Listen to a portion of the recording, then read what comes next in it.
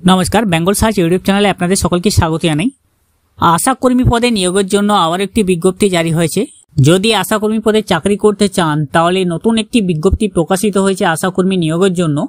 এই আশাকর্মী নিয়োগের জন্য যে বিজ্ঞপ্তি প্রকাশিত হয়েছে ফুল ইনফরমেশন আজকের ভিডিওতে আপনারা পেয়ে যাবেন। এখানে আশাকর্মী কোথায় নিয়োগের বিজ্ঞপ্তি বেরিয়ে গেছে, কারা আবেদন করতে পারবেন, এখানে বয়সসীমা কি রয়েছে, লাস্ট ডেট কি রয়েছে, বিস্তারিত আজকের ভিডিওতে আমি আপনাদেরকে জানিয়ে দেব। আর বেঙ্গল সার্চ ইউটিউব চ্যানেলকে যদি সাবস্ক্রাইব না করে থাকেন অবশ্যই চ্যানেলকে সাবস্ক্রাইব করে পাশে রাখা বেল নোটিফিকেশনটি অলে প্রেস করে দেবেন। ফেসবুক থেকে দেখলে আমাদের পেজটিকে অবশ্যই ফলো দিয়ে রাখবেন। আবারও আশাকর্মী নিয়োগের জন্য বিজ্ঞপ্তি জারি হয়েছে, যে বিজ্ঞপ্তির মাধ্যমে বিপুল সংখ্যক শূন্যপদে আশাকর্মী নিয়োগের বিজ্ঞপ্তি জারি হয়েছে। এই অ্যাপ্লিকেশন ফর্মটি দেখতে পাচ্ছেন, যা পূরণের মাধ্যমে আপনাদেরকে আবেদন করতে হবে। অ্যাপ্লিকেশন ফর্ম পূরণ করার মাধ্যমে আমি পুরো ভিডিওটি দেখিয়ে দিচ্ছি। আপনার এখানে যে উপস্বাস্থ্য কেন্দ্রে সাব সেন্টারের জন্য আবেদন করছেন তার নাম লিখতে হবে। এখানে আপনার আশাকর্মী পদে আবেদনপত্র কোথায় আবেদন করছেন সেটা লিখতে হবে। পাসপোর্ট মাপের রঙিন ছবি আপনাকে চিঠি দিতে হবে। আবেদনকারীর নাম ইংরেজিতে লিখতে হবে, ফুল নেম, মহকুমা আপনাকে লিখতে হবে এবং স্বামীর নাম পিতার নাম ইংরেজিতে লিখতে হবে। আপনার সাধারণ বসবাসের ঠিকানা, গ্রাম, পোস্ট, জেলা, থানা, পিনকোড এগুলো লিখতে হবে। যোগাযোগ টেলিফোন নম্বর লিখতে হবে। উপস্বাস্থ্য কেন্দ্র নাম লিখতে হবে। আপনি বিবাহিত না বিবাহ বিচ্ছিন্ন না ডিভোর্সি বিধবা সেটা আপনাকে এখানে লিখতে হবে। এরপর আপনার যে নিকটবর্তী সাব সেন্টার সেখান থেকে আপনার বাড়ির ঠিকানা কত দূরত্ব সেটা লিখতে হবে এবং নির্বাচক সচিত্র পরিচয়পত্র নম্বর বা ভোটার কার্ডের নম্বর আপনাকে দিতে হবে। এসসি এসটি যদি হয়ে থাকেন তার সার্টিফিকেট নম্বর দরকার, রেশন কার্ডের নম্বর অবশ্যই দরকার এবং আপনার জন্ম তারিখ 1-1-2025 অনুযায়ী কত বছর হয়েছে সেটা দিতে হবে। ভোটার লিস্ট অনুসারে আপনার যে আবেদনকারীর অংশ নম্বর ক্রমিক নম্বর লিখতে হবে। যদি আপনার স্বামী জীবিত থাকে সেক্ষেত্রে স্বামীর অংশ নম্বর ক্রমিক নম্বর লিখতে হবে। যদি আপনি বিধবা হয়ে থাকেন সেক্ষেত্রে আপনার পিতার অংশ নম্বর ক্রমিক নম্বর লিখতে হবে ভোটার লিস্টের। আর যদি বিবাহ বিচ্ছিন্ন হয়ে থাকেন ডিভোর্সি সেক্ষেত্রে আপনার পিতার অংশ নম্বর ক্রমিক নম্বর লিখতে হবে। এরপর আপনার মাধ্যমিক বা সমতল পরীক্ষায় যে প্রাপ্ত নম্বর মোট কত পেয়েছিলেন সেই নম্বরটি আপনাকে লিখতে হবে। যে সমস্ত ডকুমেন্টস আপনাকে সেলফ অ্যাটেস্টেড করে জমা করতে হবে তা এখানে আপনি কিন্তু পেন স্টেপলার দেবেন না বা সেলাই করবেন না। আপনার অ্যাডমিট কার্ডের জন্য একটি পাসপোর্ট ছবি লাগবে, 5 টাকার ডাক টিকিট সহ নিজের নাম ঠিকানা লেখা একটি খাম লাগবে এবং মাধ্যমিকের অ্যাডমিট লাগবে যেটা বয়সের প্রমাণ হিসেবে। মাধ্যমিক বা সমতল পরীক্ষার মার্কশিট লাগবে। এপিক ও রেশন কার্ড আপনার লাগবে, ভোটার কার্ড, রেশন কার্ড।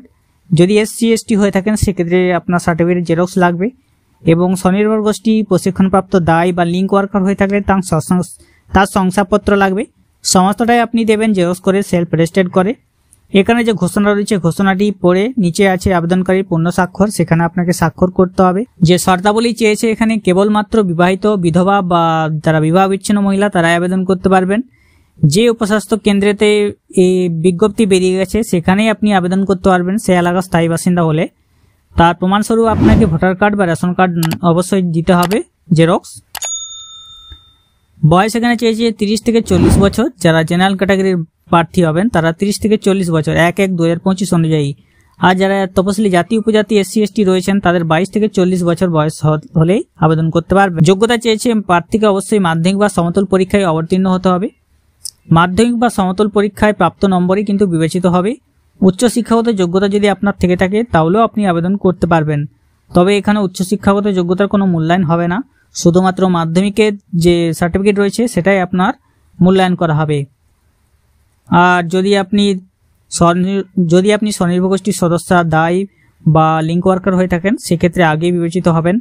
আর যদি আপনার এসসি এসটি হয়ে থাকেন সেক্ষেত্রে সার্টিফিকেট অবশ্যই দিতে হবে। আবেদনকারীর সঙ্গে যে সকল প্রমাণপত্রের প্রতিলিপি জমা করতে হবে তা হলো জন্ম তারিখের শংসাপত্র, মাধ্যমিক বা সমতল পরীক্ষার অ্যাডমিট কার্ড, এলাকার বাসিন্দা হিসেবে ভোটার পরিচয়পত্র বা রেশন কার্ড, উপযুক্ত কর্তৃপক্ষের দেওয়া জাতিগত প্রমাণপত্র দিতে হবে এবং দায় বা স্বনির্ভর গোষ্ঠীর সদস্য, লিঙ্ক ওয়ার্কার হলে তার প্রমাণপত্র, 2 কপি পাসপোর্ট সাইজ রঙিন ফটো একটি চিটিয়ে দেবেন, একটি খামে ভরে দেবেন এবং যদি আপনার এই প্রমাণগুলির মধ্যে একটিও না থাকে তাহলে আপনার আবেদনপত্র কিন্তু বাতিল হয়ে যাবে।